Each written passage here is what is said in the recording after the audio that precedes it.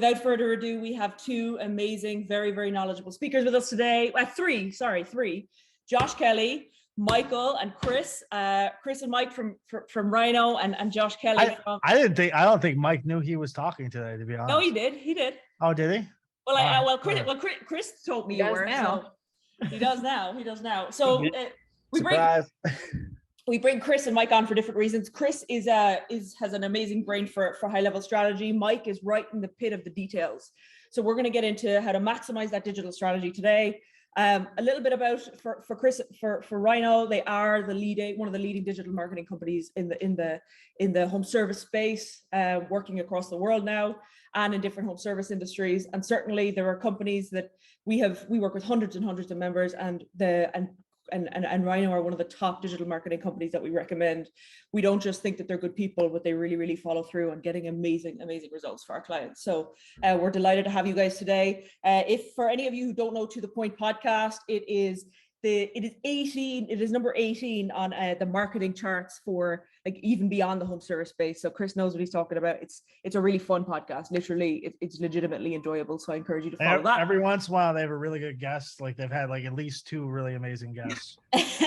Laura, yeah. Hey, if you play your cards right, we might make this a third. Who knows? Who knows? One of those still, I need a week off.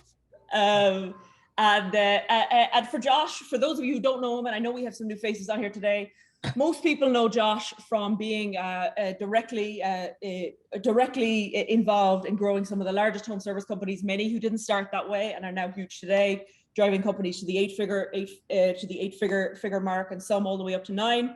This year, Parker and Sons, we started at 6.5 million. Way back, and now this year we'll do 240. So it's been an aggressive growth journey. He certainly is in not just in my opinion, but in the opinion of the results that he's proven. He is one of the best operators in the home service industry. Combining that with Ryno today on how to get your cost per lead right down, you guys are in for a treat. So let's get going. My first question, unless, and you guys could jump in if my questions are off base, but I really want to know, like, what do people need to know? People love PPC. Obviously, you can use it as a strategy or a lever. What do people need to know about PPC that digital marketing companies aren't telling you? Oh, did someone want to say something? Go ahead if you do. If you didn't, my question is, what do people need to know about PPC that digital marketing companies are not telling them? Hit it off, Chris or Mike. Yeah. Mike, I know you're going to be wanting to get after this one because Mike's super involved in strategy. But I mean, in 15 years of running pay-per-click campaigns for HVAC and plumbing companies, you figure a few things out along the way. Mm-hmm. Number one thing is making sure that you have an agency that understands your customer. I mean, because essentially what we all try to be psychologists to try and figure out, what ads can we run that's going to answer the question or cover the objection that the customer has before they ask it. That's the game that we're in from a marketing standpoint. But you can, and this is where, Josh and I have got to work on and Mike with so many big customers, and we use that PPC tool with massive budgets as levers when we need them, whether it be for drain cleaning, if we need to fill the board for repair leads, install leads, sewer lines, water, you name it. Like, we've got that thing pretty well dialed in, and I love hearing Mike's conversations after him and Josh, talk through these large campaigns on Josh is trying to squeeze the turnip that's no longer able to be squeezed, but then somehow hey, we squeeze it, man. We find a way to get it done.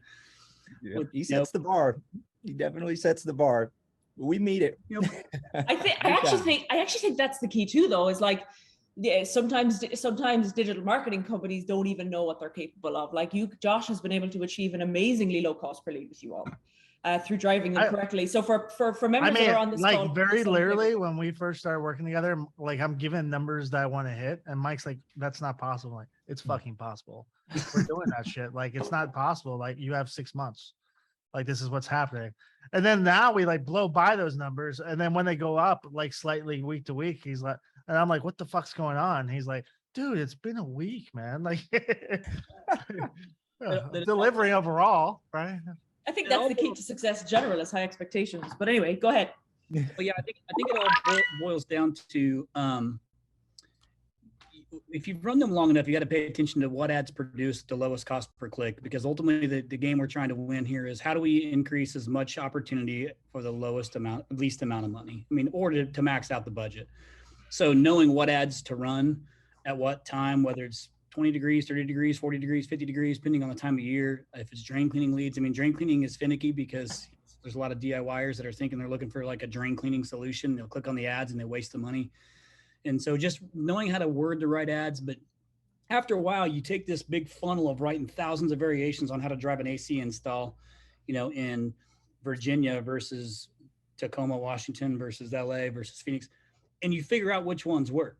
And then you can start to narrow it down. So if the contractor is like, hey, I'm light on service leads and need more service leads, you should have an account manager you can connect with to say, hey, I need to, a bump on service leads or install leads. Now, listen, in those markets that have shoulder seasons, we're not miracle workers. Like we can, there is a 3-week like post-season install market that you can tap into, and also a 3-week preseason. But there's that gap in between where we kind of like gotta hope Mother Nature helps a little bit. So you can only blame us so much, But at the end of the day, you do have those levers with PPC to be able to. To be able to kind of be more selective on the particular service, that you're offering. And so even if you have, you gain a technician or lose a technician who need to move the levers, those can be done through the PPC channel. Like that is a really good way still with the right company where you can bring in decent leads without a completely atrocious cost per lead. Obviously, we don't want to be running $250 cost per leads and it'd be a service call that you don't do anything on. So you got to be careful in the ads you run. But Mike gets deep into that strategy. I've always kind of talked about this as a sniper approach. I almost hate to use that word anymore. But that's kind of like what it is. It's a very dialed in direct campaign where we're targeting specific keywords and specific markets, and we run specific ads to generate that type of business. So Mike, anything you want to add to that? By the way, Mike is now the Chief Experience Officer at Ryno. So he's been here 10 years and he's been like knee deep in this stuff for quite some time. So I know he's got more details, on the actual movement, and he works with some of our big players too. I know Josh, you and Mike work together quite a bit. So Mike, anything you want to add that I left out? Yeah, man, thanks. I'll just start by telling you guys the number one important factor in Google's eyes, which we have to be considerate of, is trust. And you use organic SEO to establish that. It's the advertising that makes them as profitable as they are and as powerful as they are from a search engine perspective, right? So the direct question, the things that I think you should be aware of in PPC is you have some elements of control. And I think that that's the key here, right? We always talk about in life, focus on things you can control. PPC is that thing. You can get very strategic, and I think you've got to work close with your marketing agency to develop those strategies. I mean, Josh will tell you, I've gone as far as asking for particular zip codes based on the areas of the location, right? We have a relatively rough idea of how old we'll let these units get before we do change outs and things like that. And we can be very particular and pinpoint zip codes. We can break out campaigns and, put specific dollars towards different segments of the business. I mean, these are all things that Google doesn't necessarily let you do organically with the same sense of control. So pay-per-click is crucial. It's something that I'm a huge fan of, and I think it's extremely important that you're leveraging it and you're taking advantage of it while you're waiting for SEO to generate the results that it should generate. Josh, I have a question for you on PPC. You really adopt you see PPC as a strategy, but you also see it as a lever. Right. Can you talk to me about how to set it up as a lever? Can you talk to me a little bit about that? Yeah. So setting up PPC as a lever, right? The cool thing about PPC, like it is an active form of marketing. So it's passive in the fact that someone has to be looking for it, but there's people looking for it all the time. Different times of the year, the amount of people are looking for it are different, but there's always people looking for it. And you could actively go and get those customers. It's just, are you smart about it? Are you doing it at a cost-efficient way? And are you really focusing on the kind of calls that you need? So the benefit that PPC has over other forms of marketing is like, I don't have to go after plumbing. I could choose to go after plumbing, but I can actually go after just water heater calls if that's what I need. I could go after just drain cleaning calls if that's what I need. I could go after just plumbing repairs or toilets or faucets or garbage disposals or water softeners, and you really want to break your campaign into sections that you could control. Number one, because what you would pay for a plumbing repair is not the same for what you would pay for a water softener, right? Like water softeners are a higher ticket. I'm willing to pay more. It seems common sense, but people don't break that out. So you're not getting a real cost per acquisition, right? Number two, I could turn it up and down based off what I need, and I can do it pretty timely. Like if you really set this up properly, like I could double the budget for a day. That's like Ryno may not love that thought process, but I will tell you, if I'm desperate for calls, it is what it is, right? And sometimes we're desperate for calls, right? On any given day, we can be. So it's a great lever that you can turn up and down. As far as like what you should know about PPC that, you know, your digital marketing team isn't telling you. Digital marketing, it's incredibly complicated in the nuance, but at the very basic level, it's unbelievably simple. There's only a few inputs, right? For PPC specifically, like people will talk about like share or like what's Mike, what's the visual share? I can't think of the name right now. The impression, the sharing. Yeah, share impression. Bullshit number. Who gives a shit, right? It's an irrelevant number. Like all the numbers that you care about are what's your cost per click, right? Drive that cost per click down as low as possible. Run a long tail keyword strategy. Be specific, right? What's my conversion on my website? What's my conversion on the phone afterwards? That's it. That's the 3 data points. And that's the only 3 data points. And it's super, super simple. Now, there's a lot of details that go into that, but no matter what, if you're paying, you know, $80 cost per click, you're not going to do well. It's just facts. Like if you're paying $80 for a tune-up, like you might be charging $80. And by the way, do you convert every single person that comes to your website? No. Do you convert every single person that calls in? Most of them, if you're doing a good job, but no, not all of them, right? So you need to track that all the way through. And someone asked here, Willie asked, how you tracking the data? Honestly, it's fairly simple. Digital marketing, like you just need to be set up. I cannot tell you this and stress the importance. Like I will not work with a company that doesn't have solid, transparent reporting.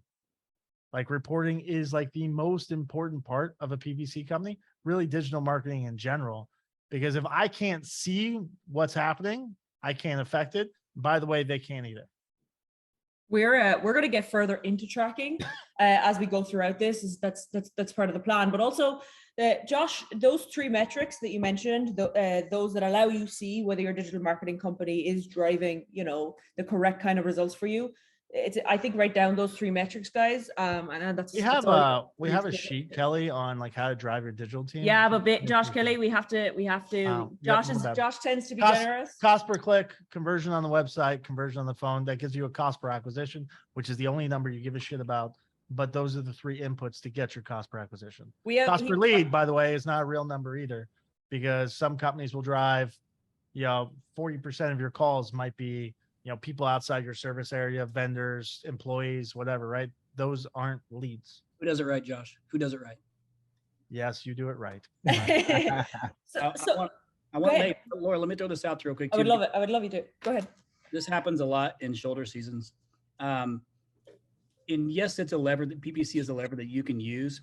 But if you're trying to make like 15 changes in 1 week and then 2 days later try to make more adjustments, in 2 weeks 2 days make more adjustments, and you're not seeing like movement, at some point in time there is too many moves that you're making at the same time. You got to let it sit and ride for a minute. You can't just you can't figure out what worked, what didn't at a very basic level. You don't even have enough time to even let it go. And so I know that happens, especially with like, you know, we have some really, really big players that are like, we're in the thousands of lead volume on a monthly basis. And yes, there are levers we can move, but you can't move them too many times. It actually disrupts the PPC campaign. Mike, you know what I'm talking about? We just had that conversation in a leadership meeting about 100%. You know, like pay-per-click game guys, it's decisions with data. You need to generate data to make decisions. And especially in a weather-based industry like this, you know, things change. Like you need larger windows to evaluate what's happening before you go and make premature moves. And the algorithm is also trying to generate some data with its intelligence to determine what's called ad rank. Yeah. And now I'm going to make a quick comment. Like they said, you know, this is a weather driven business. and like PPC is weather driven. But to be clear, like no one on this call should hear this is a weather driven business, meaning I can't get fucking phone calls when the weather's perfect. 100%. I can, 100%. It's just a little bit more difficult. I got to rely on my customer base a little bit more. I got to shift how I'm getting those calls, but never, ever, ever is it going to be acceptable excuse for me. Like, hey, the weather's perfect outside. We didn't hit goal.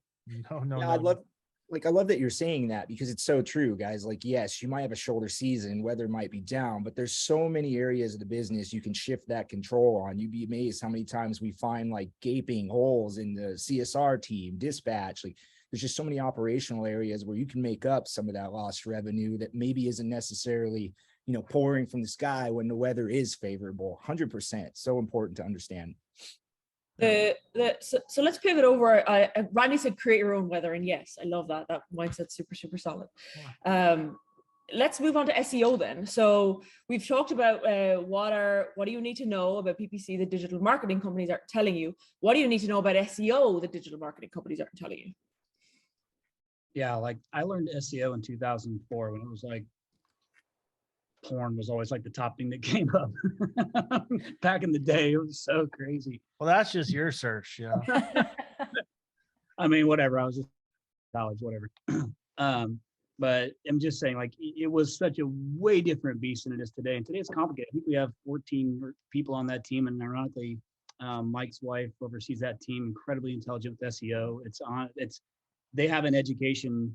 Every team member has an education requirement every single month to learn something, because there's always something to learn. And even if it's incremental, there's always something to learn. They share it across the team. So when you have that many people sharing new things that they're learning, that's what it takes to keep up on SEO. But the reality of search engine optimization is it is the foundation of everything. It is the content that Google is looking for and the relevant content. That's the game that we're in. Again, 15 years of doing this specifically in these trades. We've not dipped into the black hat scenario, which is the no. It's the cheater way of getting it done, and ultimately, it's benefited us in the long run. So let's just, because I don't think everybody knows black hat, white hat.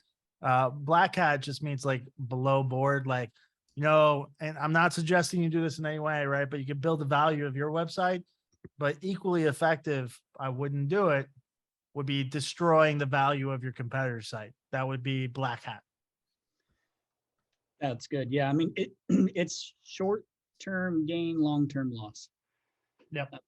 But if you do a really effective SEO campaign, I had this debate with somebody, I don't want to mention his name, about how SEO impacts your PPC campaign, but it does. We can tell you statistically of all the stuff that we've measured over all the years, when running and when not, it 100% has an impact on your pay-per-click campaign. So nowhere are you going to read that in black and white, but Mike and I, even Josh, we can tell you like that for sure is a thing. But same thing, it's always moving. And for me, it's, Mike, how many people are on our SEO team now? Is it 13, 14, something like that? Somewhere around there. I was going to guess around 15. Yeah, but can you run PPC and not run SEO? Yeah, you can, of course. But it's not advised, or what? Well, you can. For us, if it's something where somebody says, "Hey, will you guys run a PPC campaign for us and let somebody run SEO?" That's like letting somebody else somewhat control your outcome too. Right. So so we don't typically do it. We will, but it's random. If it's an existing partnership with like one of our private equity firms or one of our bigger players that's doing an acquisition of somebody and they need to run PPC in the meantime, we'll do it. Okay. But ideally, you would do them together because it's still a combined effort. So the only pushback I would give to that is if you have a very small budget. SEO is a game that only a few people win, right? You cannot play an SEO game if your budget's, if you're trying to, hey, I got this really great company, we spend $1,000 a month on SEO. Well, I could tell you the results that you're going to get with that. So you have to have the budget for it to make sense. What size should you be at before you even dabble in digital marketing? Digital marketing, PPC is an easy one right from the beginning. Remarketing is an easy one right from the beginning. SEO, you're going to be a little bit larger, but it really depends on your market and your competition.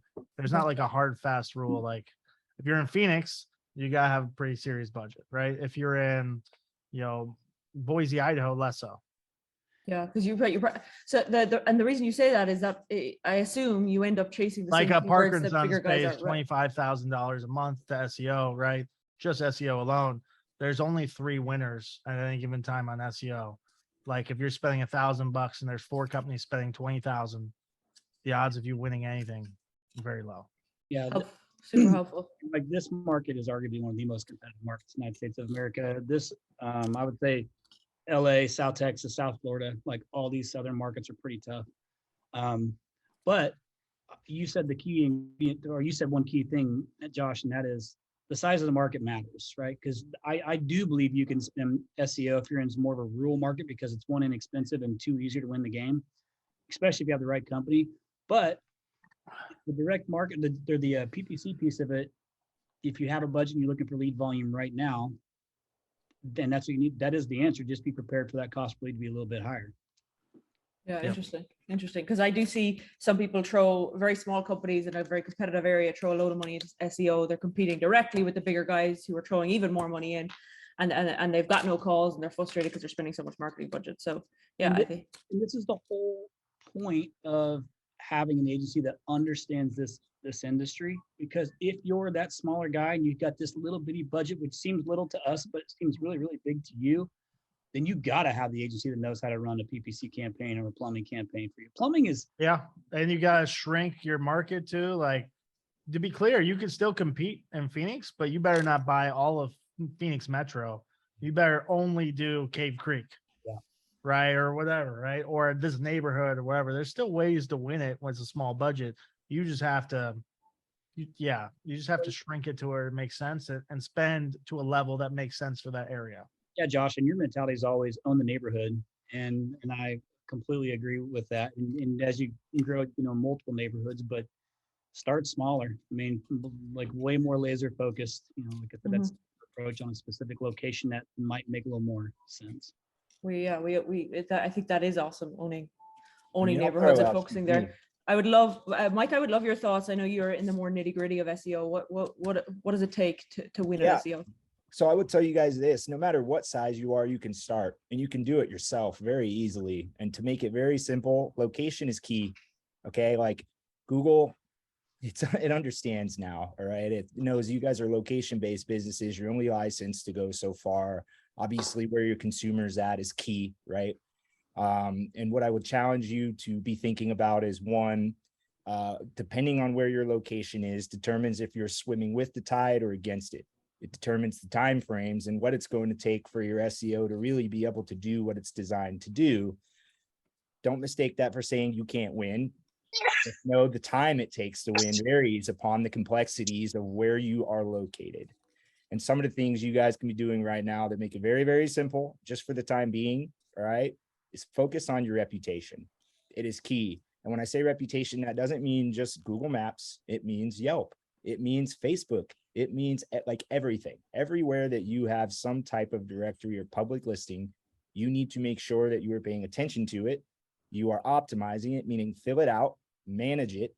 These things are free, okay? And go in and communicate, generate reviews there, respond to those reviews.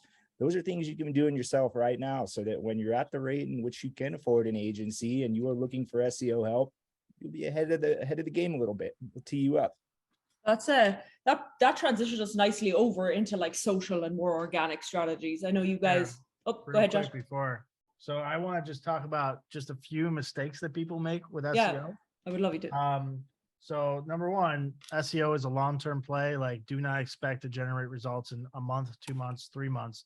It's really a 5 to 6 month play minimum, and it gains traction if you're doing it well over time. So I just want to warn people on that.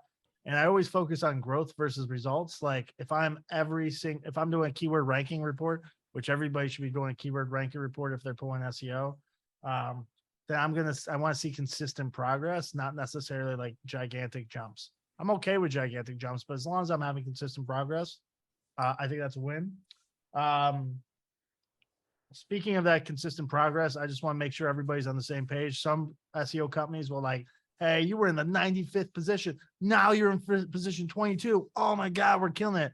Understand that if you're not on the first page, that spot 22 is exactly as valuable as 99. I'd rather be a 22 because I'm closer to 3. Hey, Josh, you know the best place to hide a body? Yeah. Yeah. Page 2 of Google. You never told us the best place. Page 2 of Google. And then the other thing I want to say, some Yep. companies screw this up, right? It's, in my opinion, if you hire an SEO or a PPC guy, I like him to be the same person. Some people divide that, but there is a difference in strategy between SEO and PPC. 100%. PPC is based entirely on conversion. Like, get them to the website, convert. SEO is about getting people to the website. And you've all seen websites where it's like information, it says Phoenix, Arizona, like 40 times in the copy. And like, they're trying to build it purely for SEO. And they may get some SEO value off of it, and they may drive people to the site, but then no one calls off of it. So you have to really balance both the SEO side and the conversion side. So I think it's important, if you're going to do both, that you have the same company do both, because they have to have a really solid working relationship, which is hard to do if they're two different companies, because they will accidentally, hurt each other in a way. Yeah, I will say this before we transition to, and then I want to make sure we hit on Nicholas's question. Yes. Maybe Mike take a look at that while I'm saying this. Mhm. I agree with you, Josh, in that time frame on when to expect something out of SEO for the majority of the markets. I will say this though, is as soon as you can build out some pages and they actually get crawled, like they're found, that will start to impact the PPC campaign if we're running it. It's minimal impact initially, but there is some value to that PPC from starting the SEO that you'll gain from it. So there's a win in that early, but I'm not saying, so if you heard me say, oh, I should expect results from SEO month 1, that's not what I said. What I said was, if we do SEO month 1 and the page gets crawled in that first month, which we know it will, it can positively impact your pay-per-click score. So that's what I'm trying to say, is there is some value to it. So you're not just feeling like, shit, I got to hang on for 5 to 6 months to get some value out of this thing. There's some little wins in there too along the way. Super helpful, guys. I hope this is helpful for everybody. It's Answer Nicholas' question. yeah. Let's ask Chris this. and So I'm going to say it out loud because I think everybody will benefit from it. What are the benefits specifically of SEO when there are much larger players in the area with larger budgets? Can you SEO by zip codes? Great question, Nicholas. So I'll start by telling you that the benefit is it's location based. So even if you've got a larger player in the area who's spending more, Google understands a thing called proximity, right? Like there are 2 different types of search happen on the internet. You get people who say AC repair. They don't type any type of location because in this day and age, we kind of expect these tools to know our location. You have a search where someone might say AC repair and list the particular city, county, zip code. And then you have the search that people think isn't happening. It still does. And that's AC repair near me. And the reason those are important to understand is Google does look at the location of that user when they make that search. So if you are closer to that user, regardless of how large your competition is or what their budget is, they're certainly considering the distance of the consumer to your location when you're looking at, tools like maps and, directories and location-based ranking tools, right? Any one of you guys do a search for AC repair right now on Google, it's maybe a 95% chance on page 1, you're always going to see a tool like Yelp or even Home Advisor, or what these are, they're just electronic directories. They're basically like electronic phone books, and Google knows you're looking for a location-based service business. So they always rank on the first page along with the websites that we are getting to rank. So understand, like, you do have some value in SEO. Like, you can compete to a degree when it comes to that. Yeah, but to answer the direct question on zip codes, what's that, Josh? So you just got to think small. Right. And SEO zip codes, I mean, this is the thing, right? Is like in the 90s, it was simple. You plugged a bunch of words on a page, right? And you would pull up, but that's treading black hat, like you heard Chris refer to earlier, because Google knows you're trying to manipulate it. So realistically, can you target SEO by zip codes? One might say no, because you can't directly put a setting in and target a zip code, but there are creative ways to organize and build your website so it doesn't look manipulative and still list out, zip codes that you might service. So it's just kind of treading that line between what you should and shouldn't do. You got to be careful how you do it. I would answer that a little bit differently. And the answer really is, can you buy zip codes? I mean, a little bit, but that's not actually the right approach. Right. Instead, you should target by subsidies, smaller cities, even names of large neighborhoods or like areas. That's a better play than doing zip code specifically, because people don't search by zip code in a significant way. They do, but it's just very small. But they do search by all the other things I just described. So can you? Yeah. Should you? No, not really. And I'll just repeat one thing Josh said there that's crucial. He said how the consumer searches. That's the key.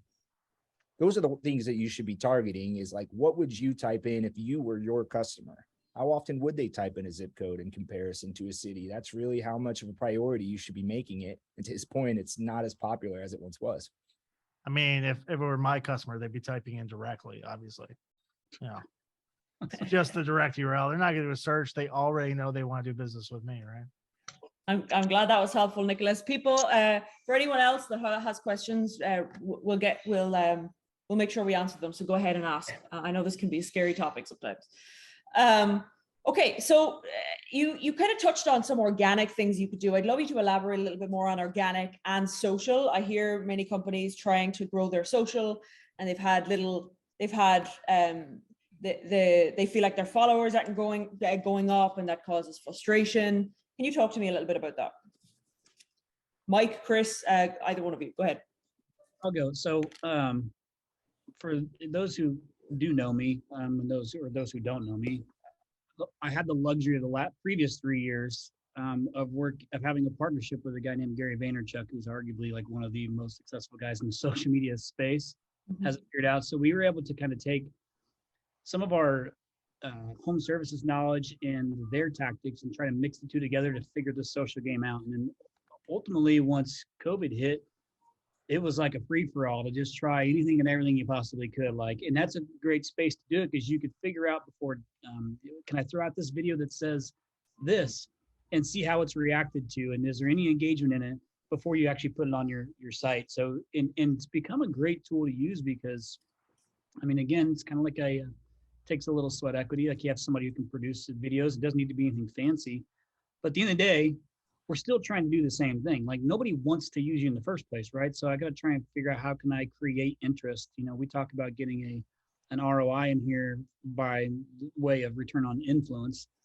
And in social space, it's okay to be different. You might see me give a presentation. I always talk about like the 6 P's of marketing from our lens in the home services space. And that last P is personality. This is the social media space is the best place to give your business a personality. It's okay to be funny, be different. Like, we know the HVAC and plumbing isn't like this ideal industry people are looking for fun.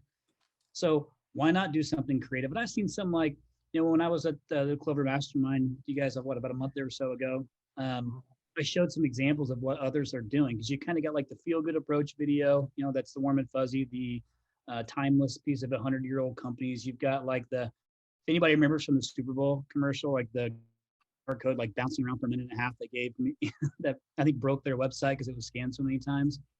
That was a weird commercial, but it was incredibly successful. I'm not telling you to do that. I'm just saying, like, that's outside of the box. But in social, a lot of things that we're noticing that are working exceptionally well is the same thing that also works in financing, is using the financing stuff, which is the same thing that works on the website, which is the same thing that works. Like, the financing offers are always fantastic. It's easy because people can think about it from a monthly number, and you can get in front of them fairly easy, and you can target down to specific, like, there's a lot more details that you can target down to the end user.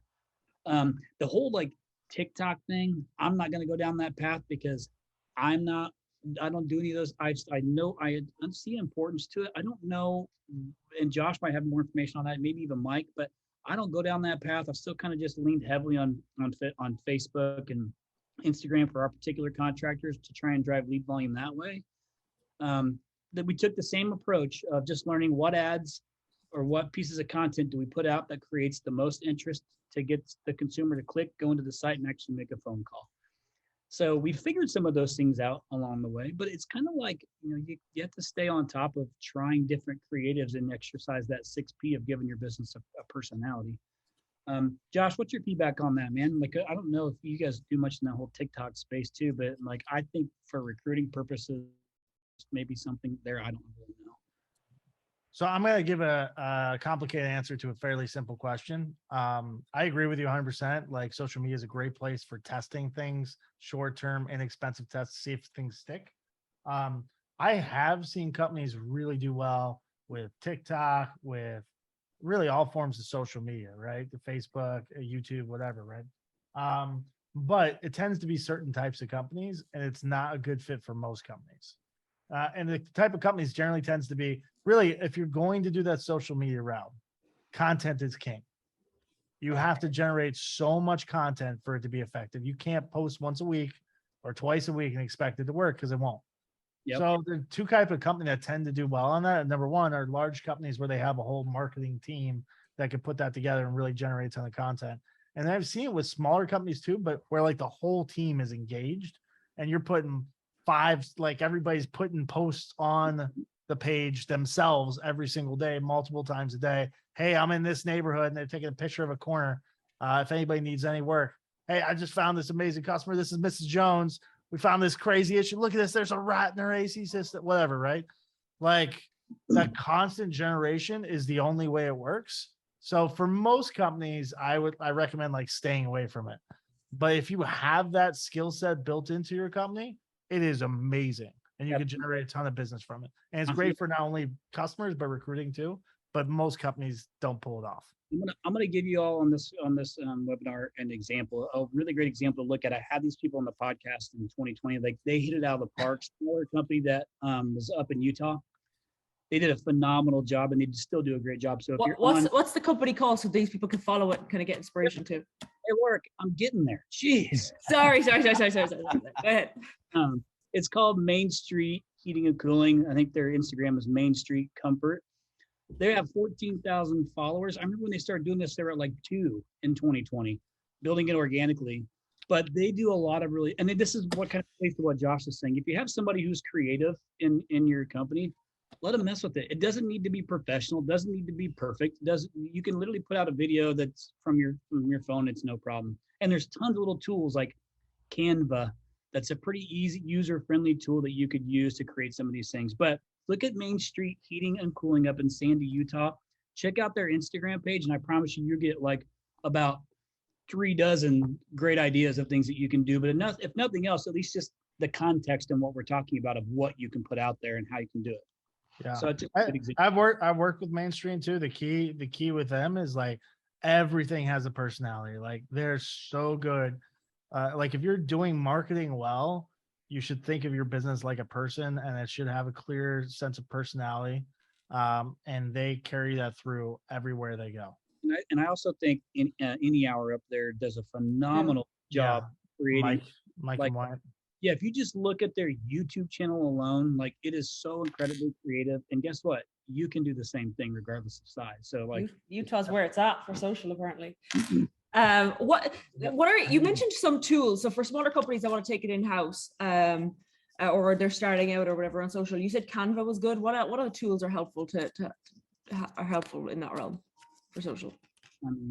There's I know that was like a good beginner tool that you can use is Canva. I don't do anything social for us. I know that our team uses a mixture of tools. I don't know exactly what they are, but that's probably a good starting point for one that's inexpensive. I think there's even a free version of it you can use. There is. There is. Yeah.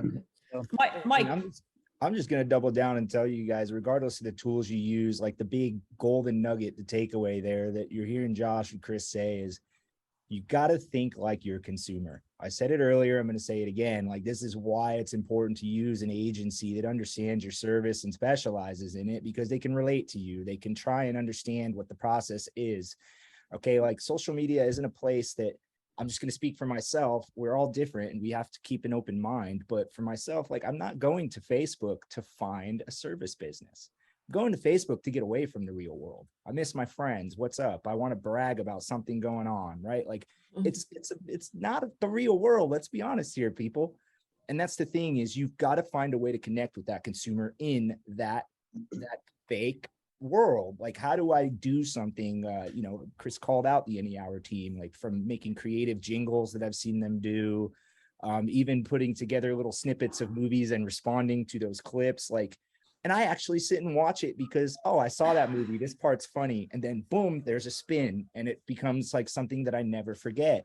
And it's because it strung a chord with me emotionally, personally, in a way that wasn't necessarily like my original intention wasn't to really use this company for business, right? But now it's left this permanent impact in my mind, the same way, you know, that a good solid billboard might, if you're doing some branding. Like, that's the key here, is like, how do you connect with these people? And sometimes you got to play the long game. How do you connect with them and interact with them on a personal scale, just so that they remember you when the time is right? That's what I think is crucial when you're playing the social media game. You have to look at it from that perspective. Great, Chris. But you got to be careful, because Mike came to me with an idea from a movie clip from old school of him wanting to go streaking, to go through the quads to the gymnasium, and I shut that one down. So you got to be careful on the content that you're putting out there, because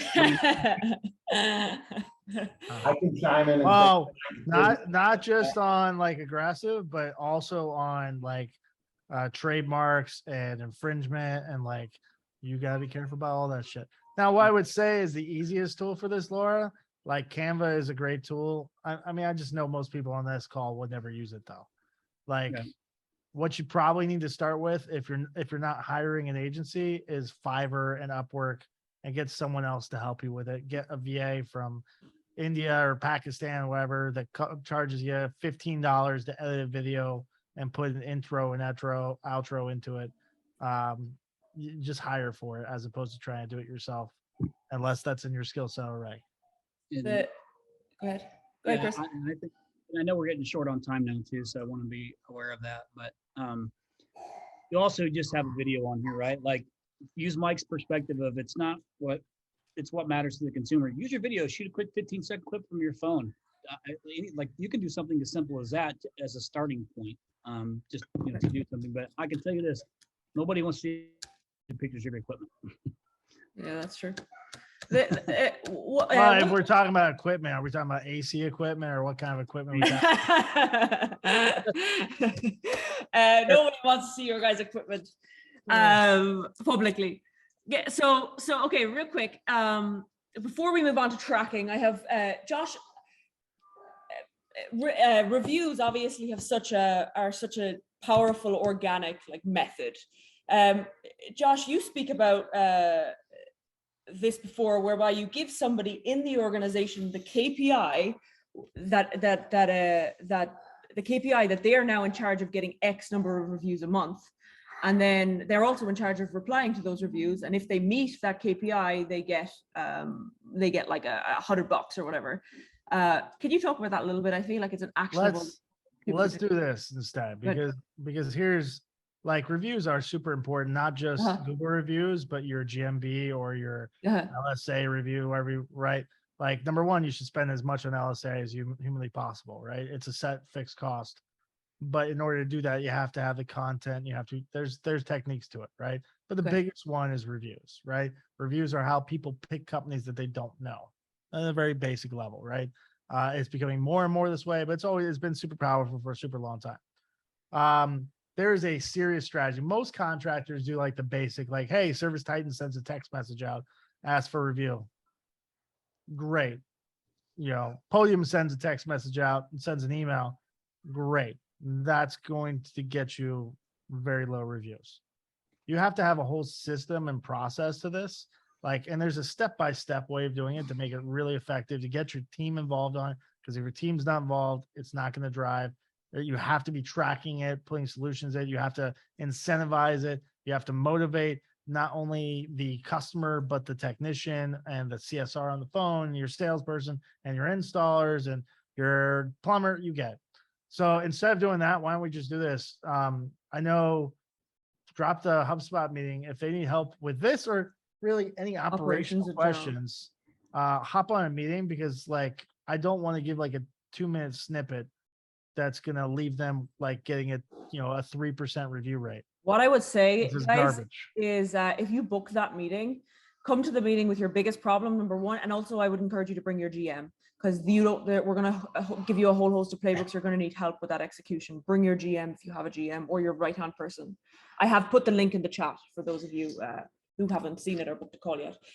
Okay, so let's go on to tracking. So how do you really track it all? What does tracking look like? How do you track your whole digital marketing strategy and track the success of it? Talk to me about that, please, Chris. Yeah, so I'm going to pigtail off of what Josh just said on this review thing too, just to kind of tie it up, and I'll pull into that. That's cool. Yep. I also, we had on the To The Point podcast last week, episode 140, about this whole fake review thing. So if you're somebody who's gotten hit with these fake reviews, like that's the one thing where I've seen some of our big players get like 50 one-star reviews that clearly are not real. Or if you're concerned about like, oh man, I have I noticed this guy's got a bunch of reviews and these are fake. There's a tool you can use to find that quickly. And if you have negative reviews, obviously you want them taken down, especially when you're a small guy too, and it might impact your number. So I would just encourage you to listen to episode 140 on fake reviews, because that company is one that does a phenomenal job. And I know there's a few of us that are on here that I noticed, or names that have used them too. So great company. Good. Tracking. This is the end all be all. This is the holy grail, right? Because if you work with Josh Kelly, you got to know every number. There is no wiggle room. But this has been the way it's for us at Ryno since the beginning, since 2008, and working with a contractor and going into work with Carrier and Bryant at the time, is we knew we needed to know our numbers specifically because we needed to know what was working and then what levers to pull and things to try. So there's two really main ingredients at this point in time that any of you on this call can use to track accurately. Josh had said a lead, like use the word, like use air quotes, a lead.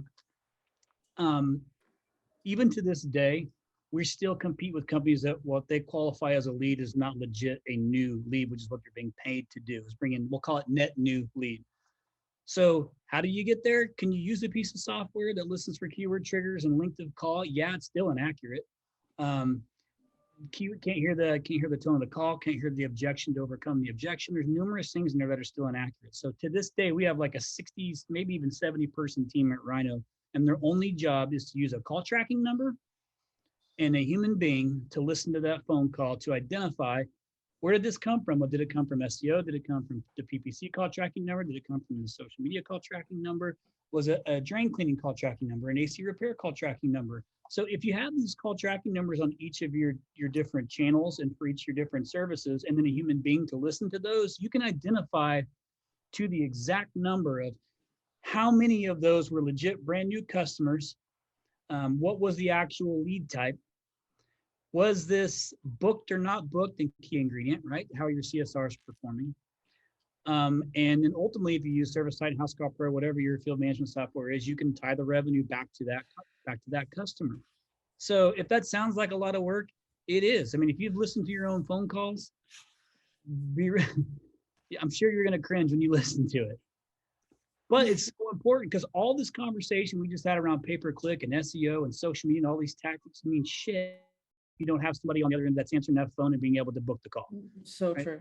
It's so true. You got to know, if I'm spending money on PPC, what am I getting from PPC that's net new business, and what's the revenue attached to it? That's how you know how to move the levers.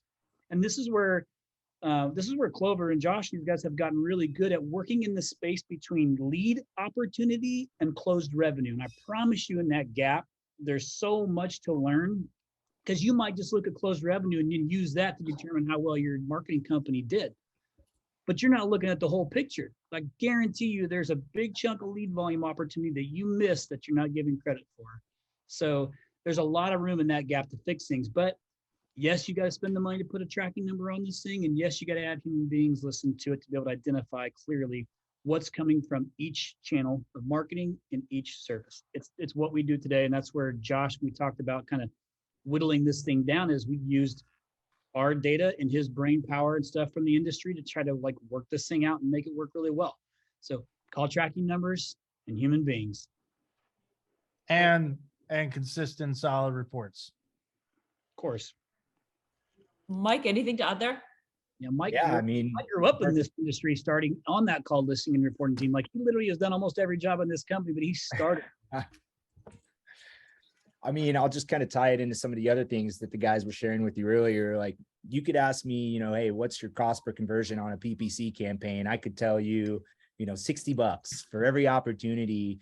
And then you can ask me how many of those were new, and the entire number will change, right? Like, ask your marketing company, are they running a branded campaign? That's clearly going to drive down the number of leads when you're legitimately looking at like a new customer.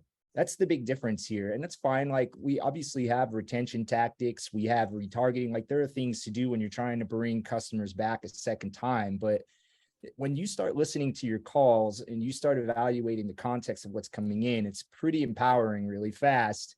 You can definitely tie that lead to the specific cost of what generated it to begin with. Helps you get more strategic in PPC, like we were talking about in the beginning, but more importantly, it helps you tie together and see like, where's the company bleeding? I think that's a huge thing, is like, if you're looking for opportunities to improve the business, as I said earlier, during shoulder seasons, like listening to those calls gives you like a ton of ammo and where to look and where to focus. I mean, I'll just throw out examples, guys. I've caught service type not being properly set up. I've caught, when you've got a CSR who simply, tells a customer, call me back. Why would we not get their number, call them back? There's just so many small like CSR coaching opportunities that you pick up when you read that context. There's so many, times that I see it, one thing tells me I get this many conversions, but then when I actually listen to the call, I'm like, I wouldn't call that a conversion. There's just a lot of data there that you're not considering that it's game changing. It's crucial. It definitely plays a very powerful role in making business decisions and truly understanding like if your agency is doing what they should be doing, more importantly. Listen, there's no excuse for any marketing company to not drill that deep down. I mean, I guess you got to be able to afford to pay the labor to do it. But if most just realize, if you're confident in what you're actually going to produce in regards to lead volume and cost, like you're really, really good at this, you got no problem reporting to that depth, because it is crystal clear. Josh will admit to, like, if it's a good month or a shitty month, like it is crystal clear. But we're talking about real numbers and moving the business. I promise you have far more to gain by doing it that way. So every agency, every marketing company certainly can be offering this as a service. It's just the fact, it's just them putting it together and actually doing it. So if most would just hire the people to do exactly what we're doing, to listen to the call tracking numbers and fill out the reports for them, even if it's on an Excel spreadsheet, just something to give you facts to work with, they all have the capability of doing it. Yeah. Before I want to respect everybody's time. We're coming up on the hour. If they wanted to have a further conversation with you, how should they get a hold of you? Love it. Yeah. Our website is rynoss.com. You can go there and check us out too. You can hit me up on social media. I'm pretty active. Spell it just for people who are goofy and don't know. So the website is rynoss2sams.com. That's rynostrategicsolutions.com. If you Google it, you'll find about anything. You can go listen to the Point podcast. That's Josh and Laura's real favorite podcast. To the Point Home Services podcast. But also, I'm happy to give out my email address too. Give me a little grace. I get lots of emails, but I'm happy to share it. It's CYANO@rynoss.com. Ryan, you can put that in the comments for anybody. And I'm happy to connect with anybody, or at least get you connected to the right person. Like I've been doing 160 rhinos running around here, so it gets a little bit hectic. But happy to help at least answer questions, and I can at least guide you in the right direction. And if nothing else, I'll have Mike kind of run with it with you. Love it. Love it. Guys, thank you so much. Have we any questions? I want to give a few minutes here for people to ask questions. You can speak out loud. You can put it in the chat. Whatever makes you more comfortable. I know digital marketing can be scary. We do throw a lot of marketing dollars into it, and we're here today to make sure that you feel more at ease with that investment. So be sure to ask. You know how I know that everyone likes this topic is because no one smiled this entire time besides Mike and Chris. I've been staring at like Mark. You're like dead center in my screen, man, and you're so fucking focused right now. Oh, where Mark's at? Oh yeah, Mark. I see him. Hey, Mark. Mark used to back in the day. Used to work at Parker. Nice. What did you do, Mark? He ran